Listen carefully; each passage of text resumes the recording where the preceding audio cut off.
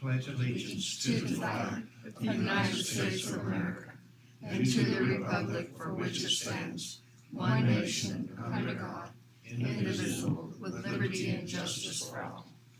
I salute the flag of the state of New Mexico, the sea and symbol of perfect friendship among united cultures. Thank you. Roll call, please. Mr. Fox? Yes. Ms. Stevenson? Here. Mr. Lafferty? Here. Ms. Gutierrez? Here. And Mr. Torres? Here. Next is approval of the agenda. Has everybody had a chance to look at the agenda? Is there any additions or deletions? If not, I'll entertain a motion to approve. Make a Also motion. move to approve the agenda. A second. Got a motion and a second. Roll call, please. Mr. Primrose? Yes.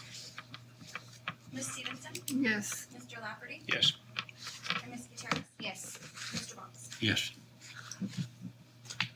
Next is approval of the credit card resolution.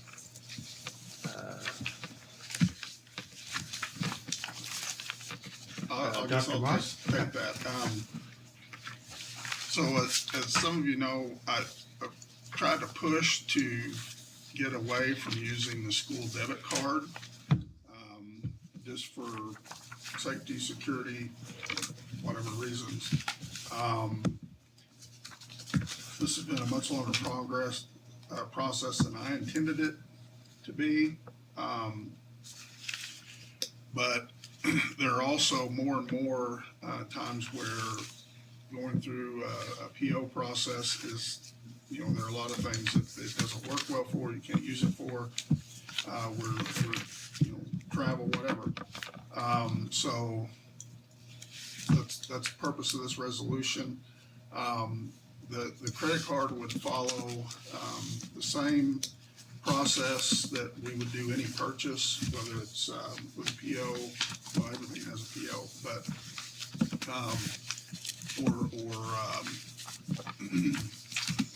it's still going to have a purchase rec before it's used. Oh, same as the debit card. Purchase rec before it's turns into a PO. It has to have a PO before it's used. What our plan is to have to keep one of the cards in my office, one of the cards in the business office, and then one in operations under Mr. Martinez.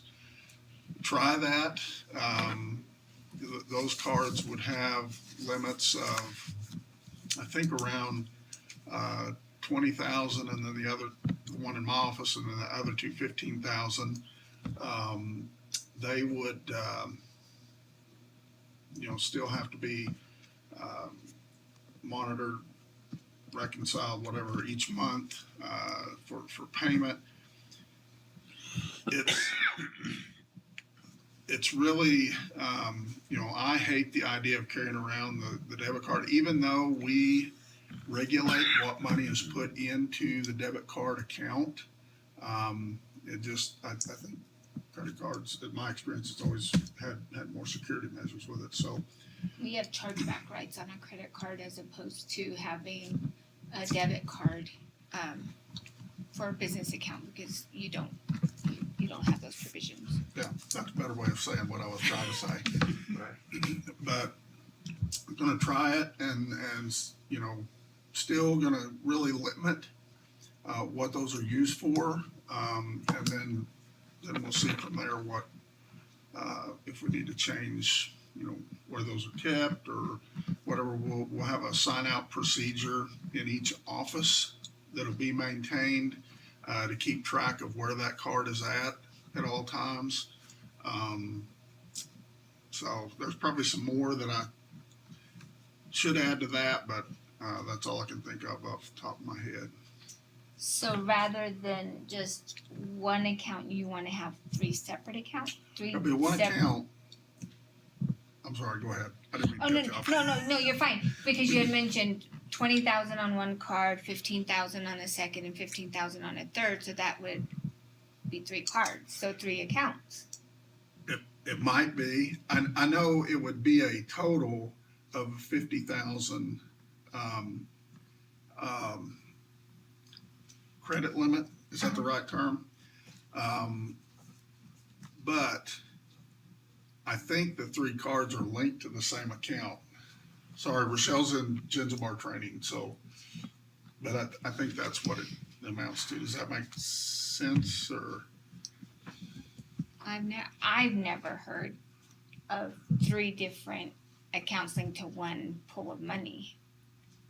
I haven't. I'm not saying that that's not Yeah. possible.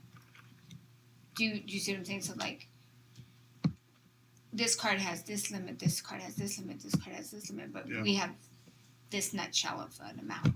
So we, So why the difference in the limits? And just off the top of my head, $15,000 limit on a card seems high. It seems like it ought to trigger. So if it gets, let's say, if the process is good and it doesn't get misused, then we're okay. But if they can misuse it up to $15,000 before, yeah, so one purchase, they can go up to $15,000 with one purchase on the card. yes, but just like all our other purchasing guidelines, that has to go through a process before, I mean, you know, a person, yes, there's a degree of trust involved in that, but there's a degree of trust in everything we do every day.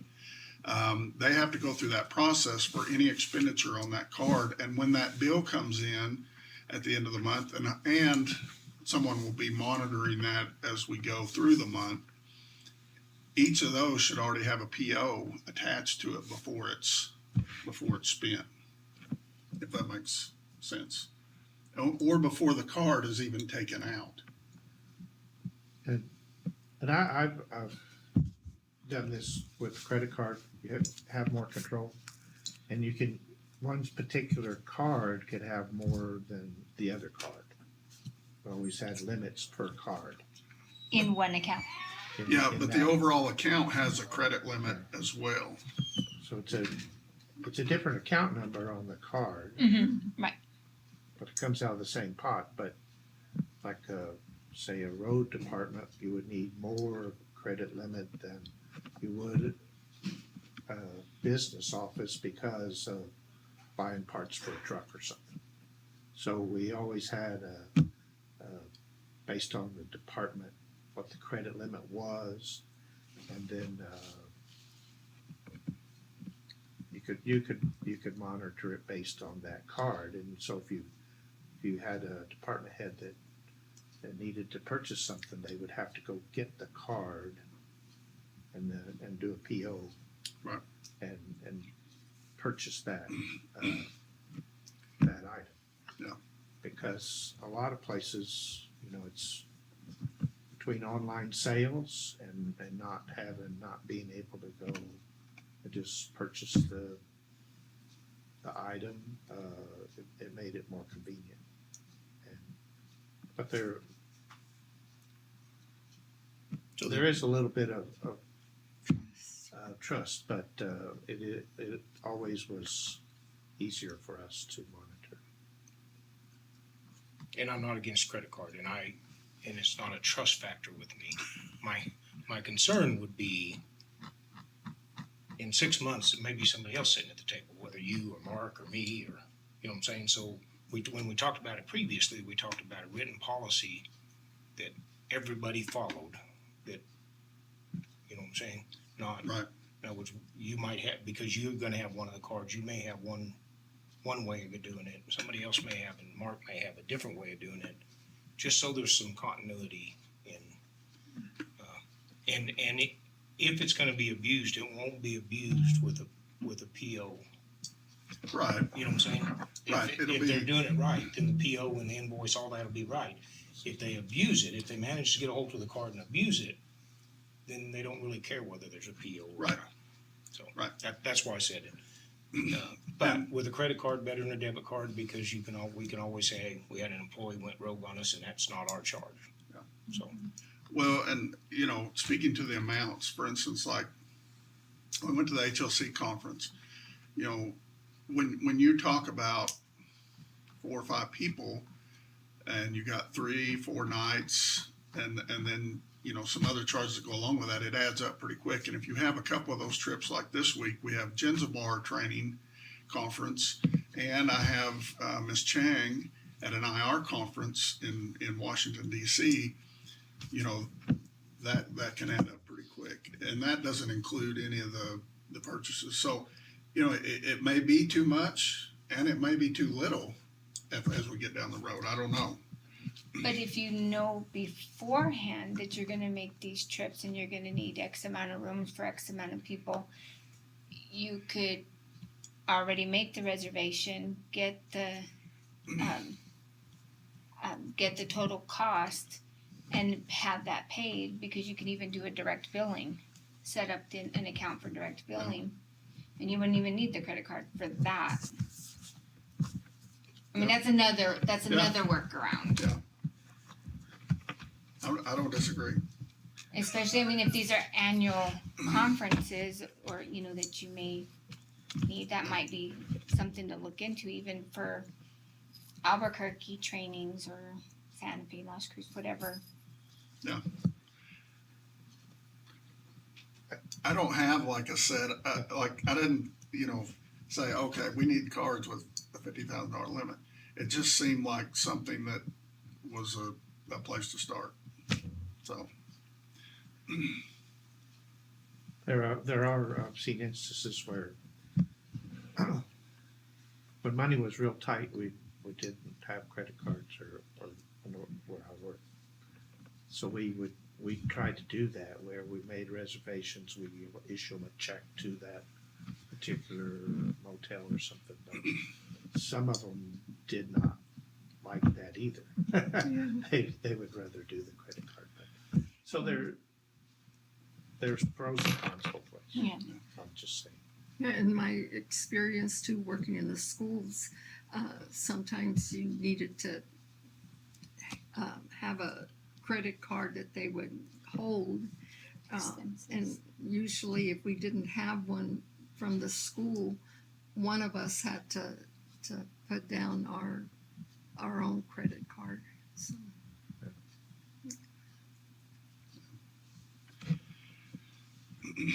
Any other questions? Concerns?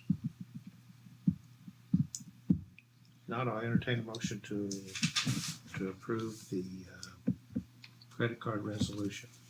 I move to approve the credit card resolution with Dr. Moss's recommendation. Second. Roll call, please. Mr. Primrose? Yes. Mr. Box? Yes. Ms. Gutierrez? Yes. Ms. Stevenson? Yes. Mr. Lafferty? Yes. Next is Mr. Martinez, Director of Operations. Oh, there you are already. I was ready. Good afternoon. So this first item is going to be the BR&R requisition for improvements to Building F, which is Dinosaur Museum and Paleontology Program Building. And with that, due to the cost being over $20,000, I had to bring it to the board for approval. These will be utilizing the BR&R funds that are allotted through the state. So we have the budget to do so. Went through the procurement process and obtained 3 quotes. The lowest being in the amount of $38,815.31, and that was to Daniel Construction Company and Supply.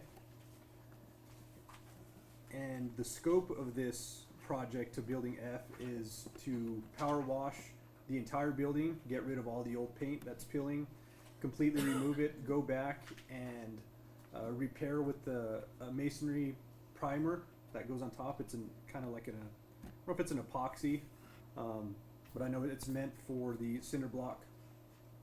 Once that's completed, they'll patch any holes. Well, they'll probably patch any holes, do what they need to first, seal it, and then go through and then completely paint the exterior of the building all around, and then also repair the damaged interior building in the back collections area. And with that, I would stand for any questions. If not, I'd respectfully request your approval of the requisition for the improvements to Building F. Does this finish our BR&R? Not quite. So we have multiple projects going on. Everything from overhead garage door openers to, I mean, I have about 5-6 different projects going on right now. But we were underneath. We had about $2,000 remaining. But this afternoon or this morning, whenever it happened, Chester called me and stated that the garage door openers that the company had ordered were for the wrong voltage. So since it's 480 instead of 240, those garage door openers will be a little bit more. So what we'll have to do is increase the PO for those and install those, and that should draw down the rest of the funds for BR&R. But we did have a balance, so it's good to spend it. We don't want to return any funds back to the state. I thought we were about done, so Yeah, we're close. We're about $2,000. Any other questions for Mr. Martinez on this quote from Daniel Construction Company? Did we get more than one? Yes, sir. That's what I said. There's 3.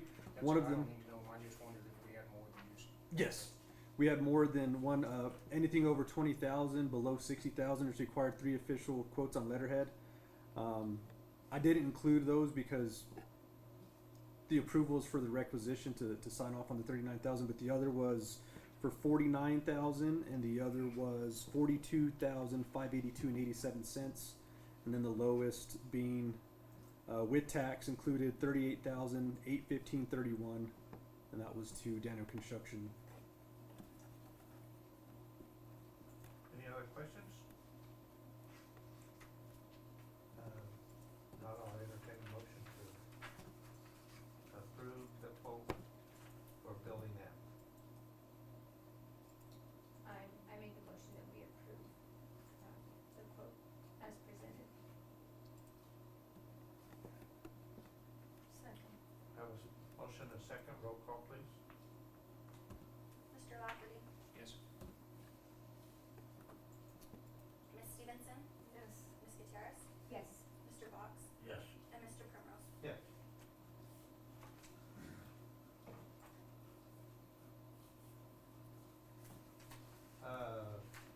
Next is approval of the 2026 capital outlay summer hearing projects. Thank you. So this year, higher ed institutions were allowed to apply for 2 projects instead of just 1.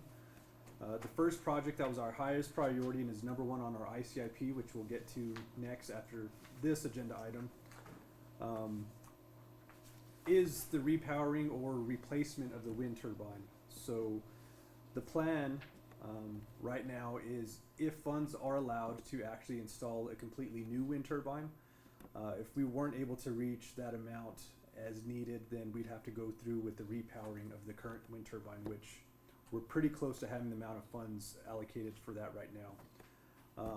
Right now, through congressional directed spending, through grants, through Senator Heinrich's office, Mesalands has been offered and appropriated $4 million for improvements or whatnot to the Department of Labor to improve workforce. For the wind turbine, it includes the purchase of equipment which allowed for the wind turbine either to repower it or to completely replace it.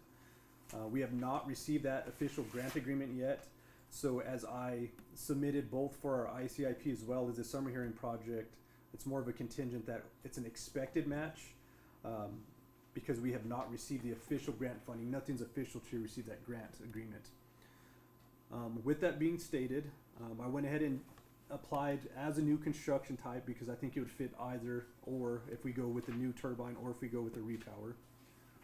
And through that, I just I printed out for y'all basic scope of work, language, conditions, what it meets, the pros and cons, how it ranks. I think it was really well received last year with this project. The issue, I think, was the full amount. I'm not sure the state was able to provide the full $6 million that we had originally asked for. But since we're coming to the table with a $4 million match, our ask is about $2.3 million. And with that 2.3 should be enough to purchase an entire new wind turbine and install it. With that, any specific details with the project, any questions, I'd be happy to answer at this point.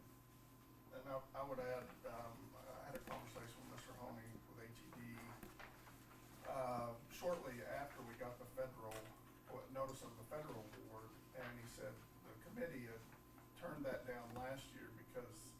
one, we were asking for the entire 6 million, and he said, we didn't know about the federal funding, and he said that now that we have secured the federal funding, that would make it much easier to move through, and the fact that we now have 67% of the match, that'll make it a good project for them, for the state.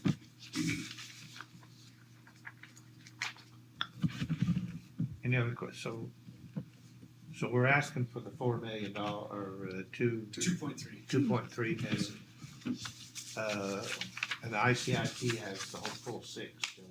Correct, and that's just because the ICIP, it's what does it take to get funded, and right now, I can't guarantee 100% that we have the 4 million.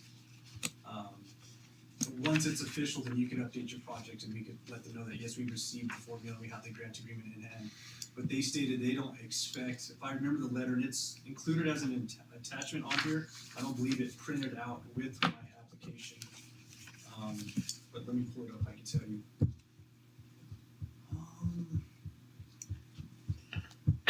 All applications must be submitted by January 31st, 27. So with that letter that was received stating that we've been appropriated the 4 million, it states that you have to respond, which Dr. Moss has already done. He's responded to that initial letter, and they're giving everybody till January 31st of 2027 to get those in. So I imagine we wouldn't find out or receive an executed grant agreement until after that date. And just as some general background, so all of these summer hearing projects do require a 25% match for 2-year institutions, but so far I've been successful. The past couple of years we always apply for the match waiver, which I'd also do for the next project you're going to hear. This one, to show we have some skin in the game, and it's a large project. I am using that full 4 million as leverage from the federal to match the state funding. It just looks good on our behalf. But typically I would ask for a match waiver otherwise if it wasn't such a large project.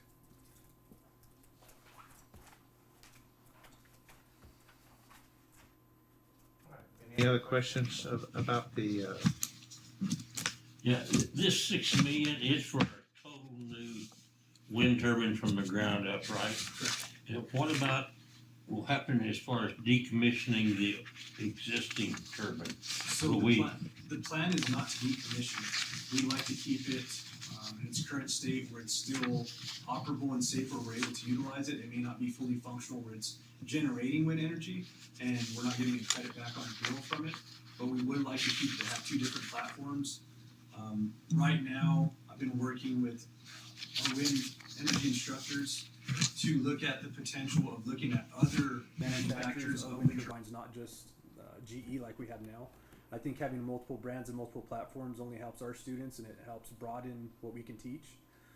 Either way, the biggest thing that I'm shooting for is modern technology. The turbine we have now was built in 2008. It's met its end of life typical cycle. So what I'd like to see is, even if it's the same platform, it doesn't matter, something new would be nice. There's only so much we can do due to the age of the existing wind turbine to repower it and bring it up to today's standards. So that's why we've had the recent push based on some feedback on to try to go after a new build. And that's the engineering of it, new foundation, new tower, everything complete new rebuild. And we do have the property already. We own the property between us and the foundation all the way from the current wind energy building all the way pretty much to just the east of the parking lot of the softball and baseball fields, which is also more of a to me it's a safety thing as well.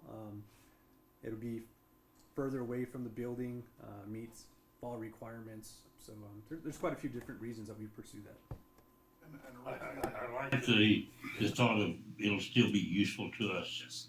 And we won't incur the decommissioning costs that normally they do when they replace. So that's good. I'd just like to add, originally, I thought, if we weren't going to repower that turbine, that it had to come down. But the wind guys, was it a few weeks ago, we met with them and said, no, as long as it's, I'm forgetting the word, where it'll turn and, what is that setting? Where it's kind of pinwheeling. Pinwheeling. as long as it is set where it can pinwheel, then it's fine to leave up. And so, yeah. Well, and I think if we have to decommission it, we may look at some other alternative uses that would be totally different than the wind program. There's some Yeah. ideas out there that could use the basic infrastructure for other classroom activities and so forth like that, training and so forth. Yeah. So, okay.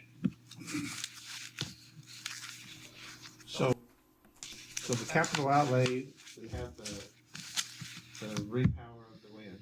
Correct. And we also have this campus safety and infrastructure, that's part of the same thing.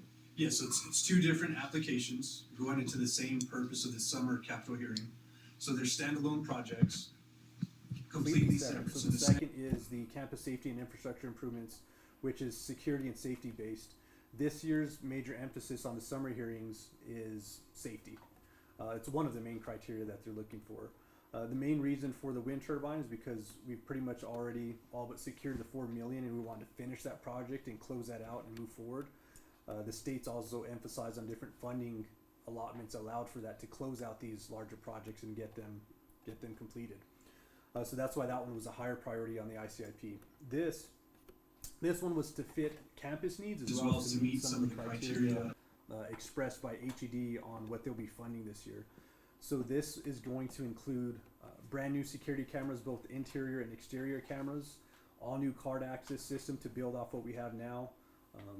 Pretty much only the main entrances to each building have the card access for security reasons, obviously, to be able to lock down, to be able to open, to track who's going in and out of certain locations, to authorize access to certain individuals. There's a lot of different opportunities to grow off of that system. We like to expand that to nearly almost every door on campus. So we did an internal audit of what we have so far and what we have on campus that we feel would fit that need, and all of those numbers were put together to get to this 180,000. I also reached out and got some external quotes for a brand new, I guess you call it burglar security alarm system panels. At the previous meeting, y'all had approved the fire alarm panels, which was huge. Now we need to focus on security as well. With that being stated, a lot of these are old and outdated, old technology. We're able to improve on that, and with that, I think that portion of it, just the alarm panels and everything that goes along with it, was around 54,000. I have the exact number. I want to say it was about 54,000. And then the rest of it was cameras, cabling, recording devices for the footage that's off of the cameras, increasing our footprint to hit some of the areas that might not have been covered previously. That's all outdoor parking lots. That's replacing the old cameras that may not be of today's quality. It's all just getting with today's technology and improving. And again, it's safety based for not only our students, but our staff and faculty and anybody that visits our campus for any kind of event. So with that, if you have any other specific questions, I'd stand for those at this time. One real quick for me, the prioritizing here was done by you guys, okay? So is the building F roof, that, it seems like a roof would be an important thing, and it's down the list. And I'm all for the campus security and new updated cameras and all that, but how do we determine that we needed a roof on the ICIP plan? So I'll get to that. I should have Probably probably put put the the ICIP. ICIP plan prior to that so I could explain it. I was going to plan on explaining that in the ICIP. So with this, some of these projects are new on the ICIP list. Some of them are existing. And with those that are existing, you could see on that particular one you're referencing, it was submitted back in 2025, first on the ICIP. We've now, there's an option in the new software for all your ICIPs on how you enter it, where you could clone that project and move it forward to a different date.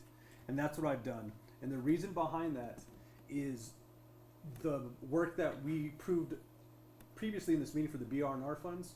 The engineer that works for the insurance company stated we didn't have an issue with the roof that it'll need to get replaced down the road, which is why that got bumped down. But for now, we need to seal the block and paint the exterior. That's where we're getting the water issues at the Dinosaur Museum.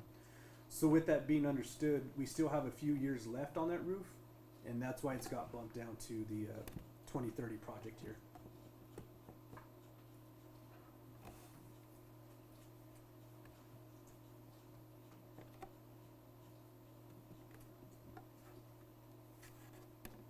So we're fixing it, we're fixing the, building that roof so that it'll last longer, but we eventually will need to replace it. So on building F, we're not doing anything with the roof right now. Again, the concern that was expressed by the insurance that they wouldn't replace the roof because it's not in horrible condition, and that's not where the water was infiltrating. And I'll touch more on that with the ICIP. But I see what you're saying, because we could have potentially asked for capital funds for that for the summer hearing project.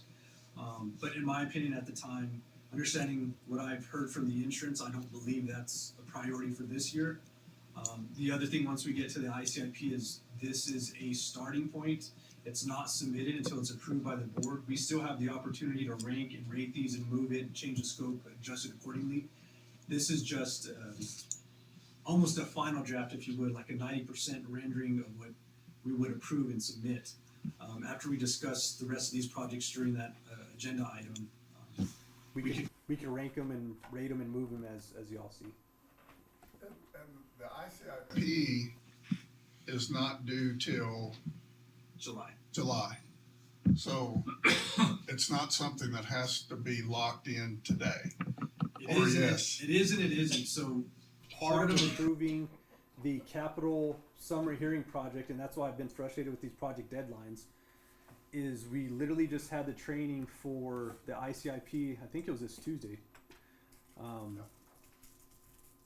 But it's not due till July. But HED's requirements for their summer hearing projects, it has to be on your ICIP, and you're supposed to approve your ICIP through your board. So that's why I'm doing everything, trying to bunch it all together today and get it done, completed to meet everyone's agenda, as far as HED and DFA. But with that, I'd like to maybe get ahead of this a little bit further in the future, where we're building out our ICIP with these projects where we don't have to worry about that. It seems to me like if the deadline for the summer hearing project application is before the required approval of the new ICIP, then all you really need is the old ICIP, which we're working under, it to be on there. And if you swayed away from that, you'd probably have to explain that. But was the cameras and security on our previous ICIP? that was new. The wind turbine was on there since last year, so that would have been fine. The one I was worried about was the campus safety and security. But it has been a discussion. We were hoping to receive legislative funds. Last year, HED sent out a questionnaire on our security needs, and that's what I based this project on. And then knowing when they stated on their memo that that was going to be heavily considered this year for safety-related projects, that's why I felt I wanted to get it in on the ICIP this year. I thought it was higher priority than the truck, or housing still above it, but we can't currently request funds through the capital hearing projects for the summer hearing for student housing. So that's how that ended up where it was.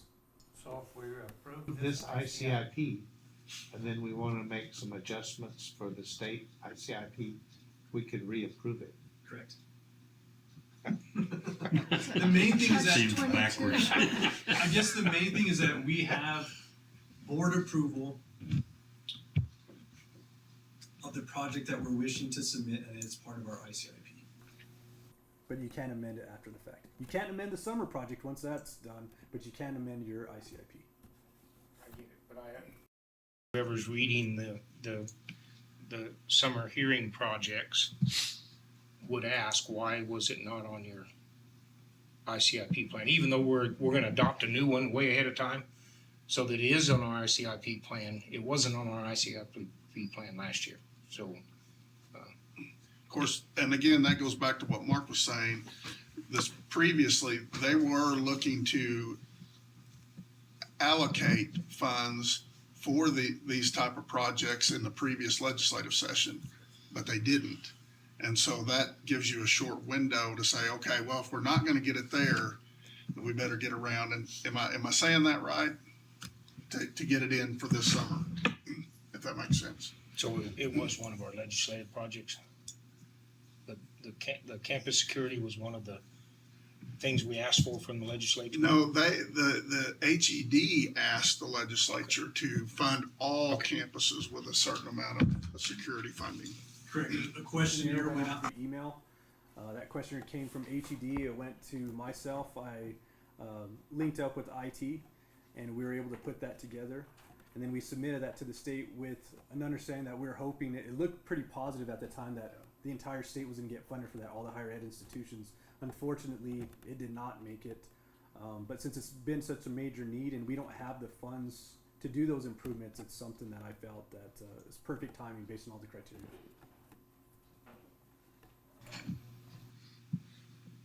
Any other questions?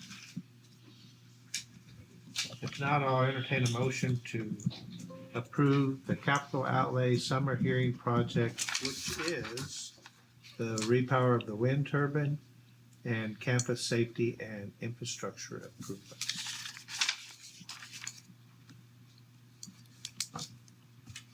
I'll move we approve the 2026 capital outlay summer hearing projects as described by and prioritized by staff.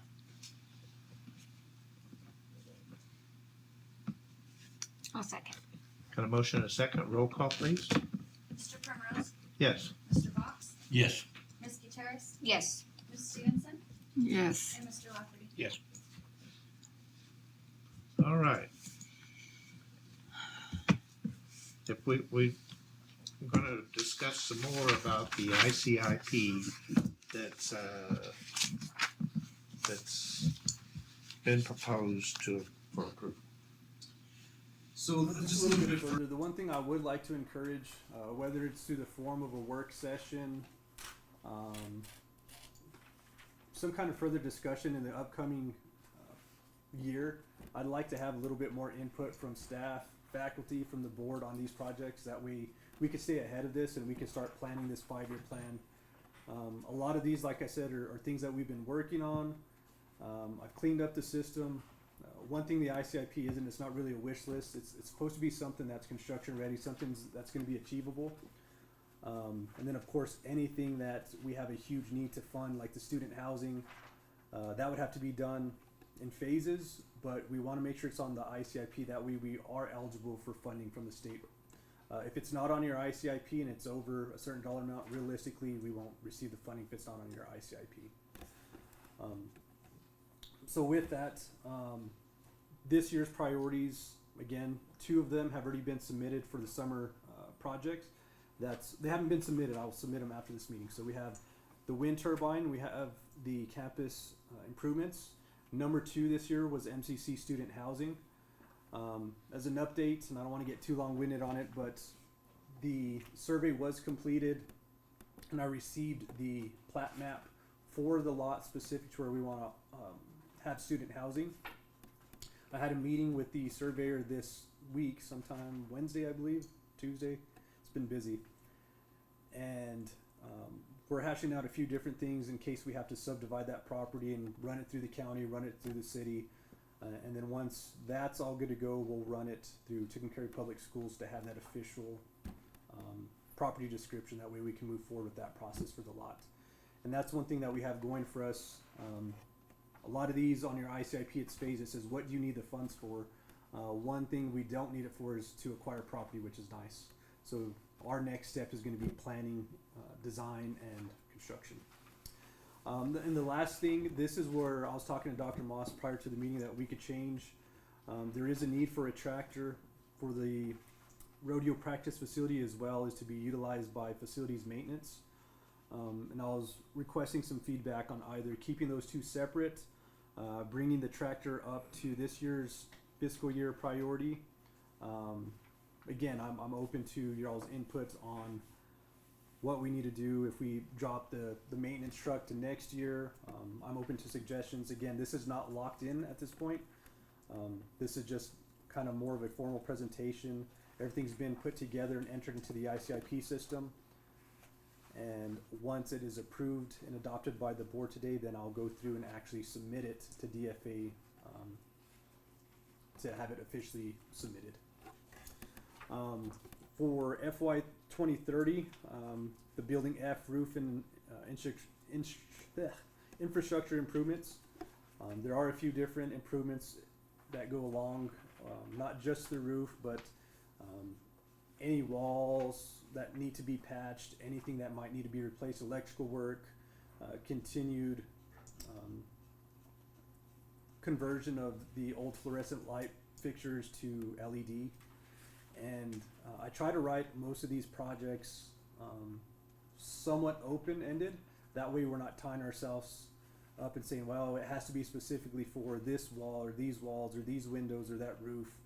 That's why I include infrastructure improvements. That way it broadens our scope, that we have an opportunity. If something happens between now and then, it would be covered within that, any kind of infrastructure need. The following year, for 2031, is LED and electrical energy efficiency project. This is something that's been in here for years as well, since 2025. Within phases, we've been replacing a lot of these fixtures and retrofitting them to LED. We've done pretty well and put a dent in a lot of the places in campus, and it's shown we've reduced quite a bit of the energy. But there's a lot more we can do. There's a lot more switches. There's a lot more exterior parking lot lights that need to be replaced as well. So this is part of a large project. And then the last one is a placeholder because we want it on there if we ever have an emergency situation. It's always nice to have HVAC replacement on there with the amount that we have throughout campus. Facilities maintenance has gone through and inventoried them. We've seen the year of installation, and what I like to do is get on an asset management plan where we're rotating and expecting to replace a unit or two every so often. Another example, I can't remember if I brought it up last board meeting. Thankfully, we still had some BR&R funds because we had a large unit go out over the library. That was, I think, around $17,000. So with that, it's nice to have it on our ICIP. So for an emergency situation, we have to go to the state and say, hey, look, it's part of our list. What can we do to try to get some emergency funds if we needed to? So that's there as a placeholder as well. And with that, I sent for any questions, any comments, any suggestions on adjusting the priorities. We do have 150,000 coming from capital outlay for vehicles. Is that right? Yes, correct. That's correct. That's been approved. So that's been removed from the list. But That as well as the improvements to Building D, the art building. We've been approved through the legislation process. For $750,000 for heating and cooling improvements. However, it has to go through the bond sale. So if the bond sale passes in November, then we'd look to get those funds in fall of 2027. So those two came off of the list because they had been recommended for funding or are being funded. What, the 175 or whatever for vehicles, I'm supposing we're not buying a maintenance truck, so what are we gonna do with that money? ICIP, the way we had typed out the scope, it was for a large SUV, at least one large SUV, and I think it specifically said 2 or 3 smaller passenger vehicles. And if there was money left over after that, we had discussed the potential if the state would allow us to get like a little Gator side-by-side for maintenance or a golf cart, something to help. A small purchase, that way we didn't have to give any funds back.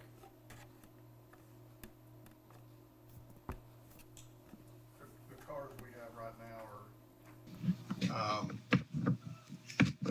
they're pretty old. I have people that are worried about taking them out. I don't worry, but some worried that whether they'll get back or not. But that's what they're doing. They're definitely less than ideal. They're quite a few years old already, high mileage. That was specific in the scope as well. We're looking for something fuel efficient for the passenger vehicles, and then of course something to carry more passengers, a larger SUV, something like a Suburban or comparable. And that was stated in the scope. It was pretty specific.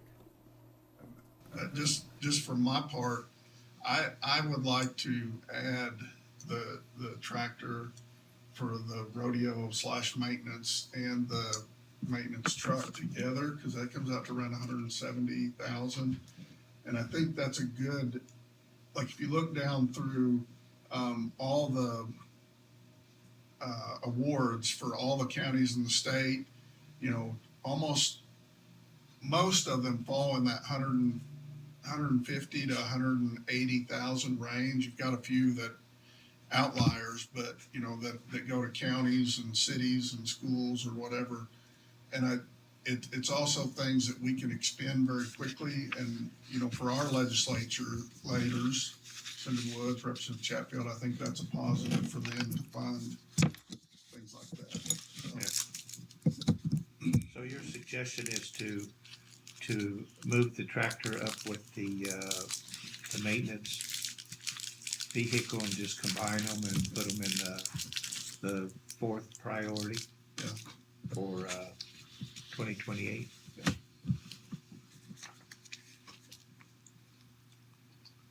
Anybody else have any suggestions on changes or questions on the ICIP?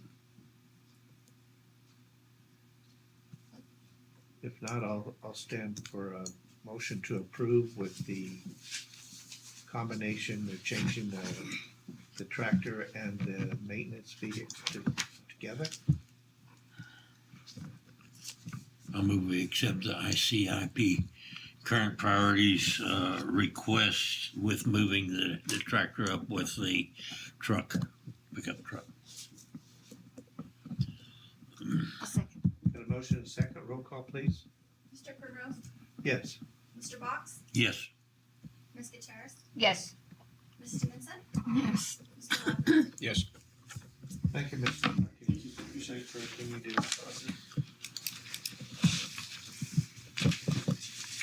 Next, we did approve last meeting to move our regular board meeting to the 23rd, 3:00. There's not any more questions or concerns. I'll just throw out some information items. We'll try to get the list of personnel handbook changes out Monday. We're counting on work on making sure we got all that together and send that out to staff, faculty, and you all get a copy of that. Still working on student housing. Just Mr. Primrose and I met with the gentleman today about who's working on a building in town. I think that's moving along, not as quickly as everybody would like, but there's potential there for housing for 13 students, I think. And so that's kind of exciting. I don't know, have I sent you all kind of a floor plan of what he's looking at doing? I'll send that out to you guys just to get, it's not something necessarily that we'd be purchasing, but looking at like leasing, you know, depending on the number of students. And also I did speak with the school district this morning. We were talking about dual credit actually, and brought up the property, and so I told them we just got that surveyed, and so we'll get the exact legal description to them for their board to vote on. So Just for a better understanding on the individual that's wanting to build student housing, is there a commitment from the college? I guess I hadn't caught that until just now. You said we would lease his building? Well, okay, let me say, I want to make sure I get this right. He wants to provide that opportunity for us. What we would be committing to would be to, you know, work to bring students in to use those. We don't have, there's nothing binding yet. There's nothing written. I am going to compose a letter of intent to possibly use these this fall, but we're not near the point of actually drawing up. Ms. Perlman, you correct me if I get this wrong. We're not to the point of drawing up a contract on how to do that. The basic discussions were, you know, we need to determine an amount that is reasonable for our students. And then out of that amount, then we determine an amount to pay him. You know, he's expressed he's not looking to make a lot of money on this. He wants to provide the housing, and so there's still more discussion that has to go on, I guess. But he did get the zoning and some of that stuff through. So we'll see. I don't know if that really answered your question or not. Well, my only concern would be that managing our own housing thing, if you've got the current staff capable of doing that. Yeah. It seems to me like our finance department is already overstressed. Making them a landlord might make that a little bit more difficult. Yeah. And the liability associated with us running the thing versus him just renting rooms to individuals. Yeah. Have we looked into that? So some that the difference that there's benefits and issues with both ways. If we, in a sense, lease the entire building from them and, you know, determine who's responsible for what, then our student services department has more control over, you know, for instance, we'll probably have an RA. Well, we will have to have some type of RA, resident assistant, in the building to kind of regulate, watch, manage. So it gives you more control over, you know, the students' behavior and things like that. What's the activities that are going on and things like that. If it's just somebody opening up something to potential students on their own, then we lose that control. And that was some of the discussion with the assisted living facility up by Georgetown. When I went to the city council meetings, what I heard from the residents is, you know, you got, and I don't know if any of this is true or not, but, you know, traffic problems, kids climbing in windows at 3 o'clock in the morning and stuff like that. If it's not something under college control, then we don't have as much control over the situation. But yes, the downside of that is, yeah, we would take on more responsibility, more liability. I still don't know if I've answered your question. You have. Would it be pretty much like the apartments that we had over here, the powwow? So it'd be very similar. What he's looking at doing is converting the building to 13 individual sleeping rooms, kind of like dorm rooms. You know, there'd be room for a bed and maybe like a desk, I think. And then in the center of the building would be, you know, like a men's and women's restrooms, 2 or 3 showers for each one. Well, originally was looking at 14 rooms, but he's going to convert one of the rooms into like a laundry, you know, coin operated laundry where we could have maybe 2 units there so the kids didn't have to go. I call them kids, they're adults, but they wouldn't have to go someplace else necessarily just to do their laundry. And then there's also a kitchen area with a few tables at it that where they could. Like a communal kitchen? Yeah. So I don't know. That's another thing I got to check on because you know, is there I don't know. I can't even remember who brought this up. Is there a requirement that we would have to provide food service if it's under college control? Does it make a difference if we lease it versus own the property? There's still a lot of stuff we got to. So what went wrong with the other? Go ahead. What went wrong with the other department? I don't really know. That was before I came in. I think they said that they deemed them unlivable or that they weren't kept up enough. They weren't kept up. And so they quit putting students in them. And Are these the ones yes, Yeah. and I think of the people that live there. didn't take care of, you know, the students that were in there, and there wasn't enough supervision. It was, and I think if I'm not mistaken, we were leasing, or we had a contract, and the people we were leasing from weren't keeping up with their part of the upkeep. So it seems like a good educational point. Maybe we ought to do some research on what happened to the other one. Yeah. And then put those in contract with him. Yeah, I no, know I agree. the students back then aren't any different than the students now. So if we couldn't make the students take care of it back then, I'm not sure how you're gonna make the students take care of it now. And unless you put a paid employee in there, and that's another expense, so.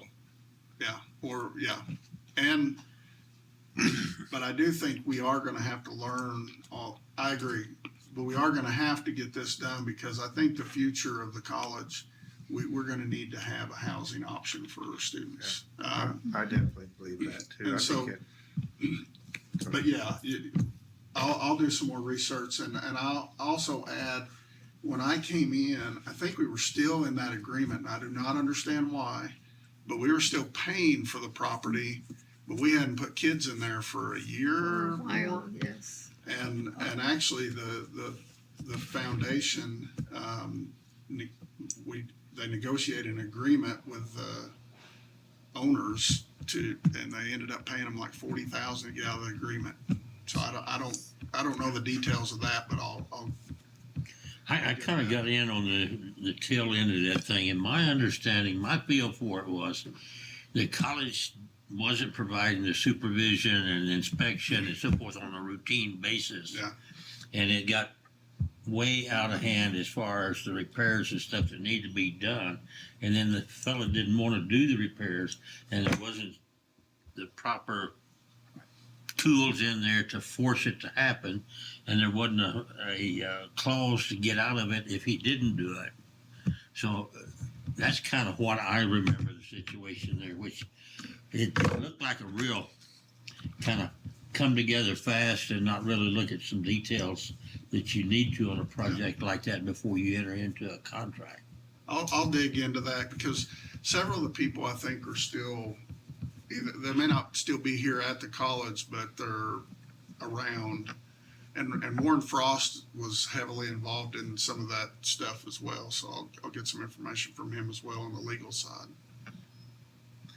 I think definitely we need some kind of control of the housing so that we can improve our on-campus students. People don't want to just let their kids run free and without some supervision. No, and I agree, and I don't, my comments aren't to go against it. My comments is to learn about what we did wrong last time. And the other thing is, when you mark scrambling to get last minute things today, our finance department scrambling to get us a finance report. It seems to me like you're head of your maintenance and you're head of your finance department, that who's now gonna be in housing billing, and whoever's gonna control the facility, all of them need to be in agreement Right. that we can take this on without stressing us further than we already are. Right. Yes, I like the idea. And all of them in one location versus every little old house in town, it's ideal. But Yeah. it comes with a lot of problems, and just so long as we work out the problems before we. And what I like about this option is it's a pretty small start.